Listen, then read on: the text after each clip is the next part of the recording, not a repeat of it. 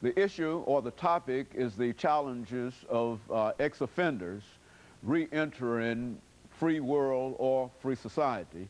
And of course, we have to talk about these challenges. The founder of the Hands of God Christian Ministry, Reverend Pastor KWalker. And of course, Reverend Walker, let me again give you an opportunity to talk about some of the other challenges. I think you've identified the inability of individuals being incarcerated when they leave the system to have some kind of adequate identification. So let's talk about whatever else you have to say in reference to that as well as other challenges. Okay, well, here's what it leads to. Here's where the frustration really comes in. A guy comes out of the prison system.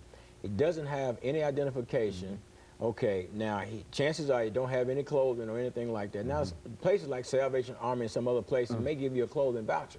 But if you can't identify yourself, they won't give it to you. Some of the Second Harvest Food Bank satellite location will give you a box of food. But if you can't identify yourself, then you can't get it. So now you're frustrated. You get out, you can't get any clothes, you can't get any food, and we bring them into our program. We have a structured ministry program that they come out into our program.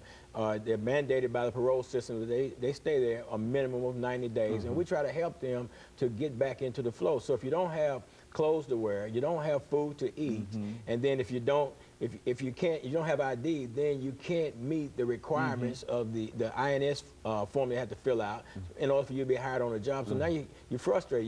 You can't have any clothes. You can't get any food, and then you can't get a job.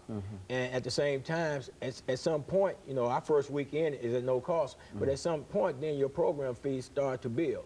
Now you're in a situation where I got to try to get my identification, then I've got to get a job, then I got to wait to get paid. Now I got the frustration of knowing I've got a debt already on me when I get out. So now I'm frustrated.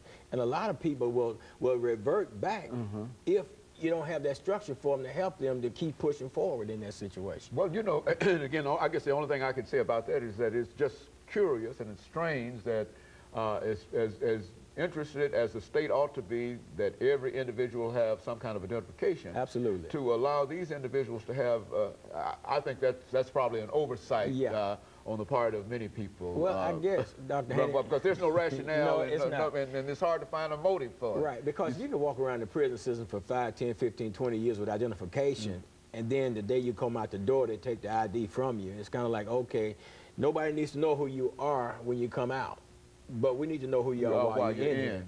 And it just don't make sense. And there's a lot of issues, you know, that comes just as a result of that one particular issue. Of identification. Because and you know, I deal with these guys all the time, and they come into our program, and you want to try to help them get on their feet. You want to get them involved in some program, help them restructure their life. And people need to understand that people go in the prison system. Now, everybody that goes in and comes out, they have not had any part of anything taking place in their life in terms of becoming a better person or being rehabilitated, I should say.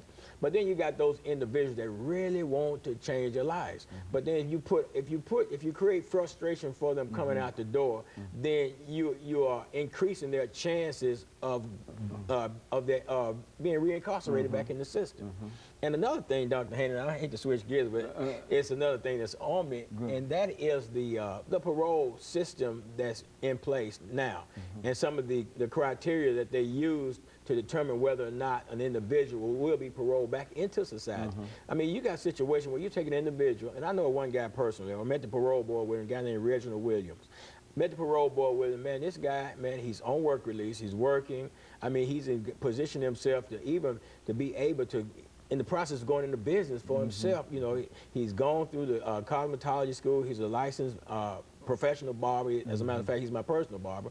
And he's completed all the program. We started an organization at one time behind the wall, behind the fences at River Bend. And he had completed that particular program and some other programs, got his GED. And when he goes to parole board, the hearing officer recommends him for parole, but when he gets his votes back, then they put him off for another 2 years. And that's ridiculous. I mean, what is it that you want a person to do before you let him out? And the reason for that was seriousness of the offense. Now, Dr. Haney, here it is, 10, 11, 12 years has passed since the offense occurred. Now, of course, the offense was serious enough to get him incarcerated, and I don't care 20, 30, 40, 50 years from now, it's going to still be serious. Same serious offense. So, what's the rationale behind that? You know, The person is definitely somebody that's ready for society, has proven himself ready for society, but yet we're not allowing them to come back into society.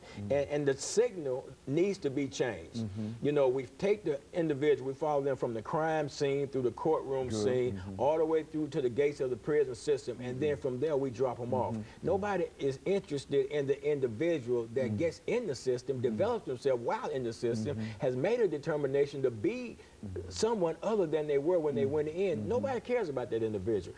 We happen to care. You know, I know, Dr. Haney, I've been there myself. I spent time in the prison system. I spent 17 years a drug addict in my life. And I know how it is to face all these different challenges and frustrations in life. People don't realize when you're incarcerated, you don't have the luxury that, and it's a luxury. You don't have the luxury of walking up and down the aisles of Kroger and shopping. You don't get that. And so you got people that's been incarcerated 5, 10, 15, 20 years, and I've known them to do that and get out. Then they got to come back in and they got to make this transition back into society. So my thing is, why put added frustration on the individual that already has enough frustration lying ahead of them, and no matter how much knowledge they've gained while incarcerated, they still got to come out and learn how to put that knowledge into practice in a whole different setting. Because one thing happens when you get out of prison, and I know this from experience, life speeds up. Prison life is a tough life, it's a terrible life, but it's at a slower pace. When you get out of prison, life, you get in the mainstream of society, life accelerates. You're literally in the mainstream. Yeah, you're there. Yeah, you're there, and it accelerates, and then you're trying to figure out, and then you got this frustration of knowing that I've developed all these things. I got these job skills, I've got this commercial cleaning certificates, and all these things. I've learned some computer stuff, but when I go out to get the job, I finally do get to the table and I sit down at the interview, and then they tell me, well, you know, you got all the qualifications, you're a great guy, I love your personality, I believe you will be good for the company, but our policy won't allow us to hire you because you're an ex-offender. I mean, who gives these people the chances? You know, and I can say we because I'm one of those people that has been incarcerated, that is an ex-offender, you know, and I'm proof positive that we do change.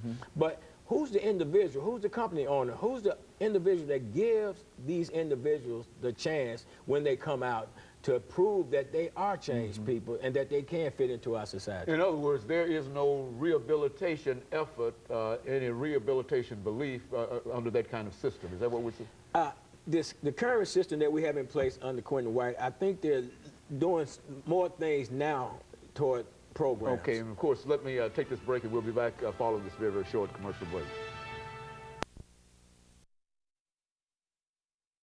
We're talking to Pastor Kevin.